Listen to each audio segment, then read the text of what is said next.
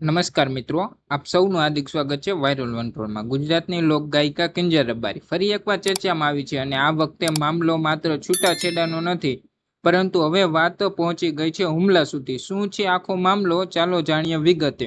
કિંજલ રબારીના પ્રેમ લગ્નનો વિવાદ ફરી એકવાર ગરમાયો છે। મળતી માહિતી મુજબ 2 દિવસ પહેલા કિંજલ રબારીએ છૂટાછેડા માટે અરજી કરી હતી। 15 જૂને આ અરજીની મુદત હતી, જેમાં અશોક ચૌધરી હાજર રહ્યા હતા, પરંતુ કોર્ટની કાર્યવાહી બાદ જ્યારે અશોક ચૌધરી પરત ફરી રહ્યા હતા ત્યારે કંઈક એવું બન્યું એથી મામલો વધુ ગરમાયો છે અને ગંભીર બન્યો છે। ફરિયાદ મુજબ અશોક ચૌધરીની કારને રસ્તામાં ઘેરી લેવામાં આવી અને તેનાથી પર હુમલો કરવામાં આવ્યો અને તેના પર હુમલાનો પ્રયાસ થયો છે।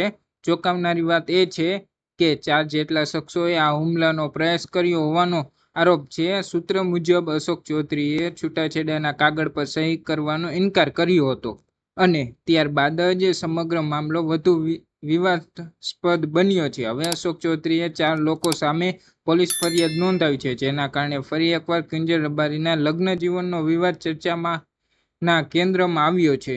હવે સૌથી મોટા પ્રશ્ન એ છે, શું આ વિવાદ અહીં અટકશે કે હજુ આગળ પણ મોટા ખુલાસા થશે? આ મામલે તમારું શું કહેવું છે? કોમેન્ટ બોક્સમાં જરૂરથી જણાવજો અને માહિતી સારી લાગી અને વિડીયો ગમ્યો હોય તો લાઇક શેર જરૂરથી કરજો। આવી જ માહિતી માટે અમારી યુટ્યુબ ચેનલ વાયરલ 1 ને સબસ્ક્રાઈબ કરવાનું ભૂલતા નહીં। જય હિન્દ, જય ભારત।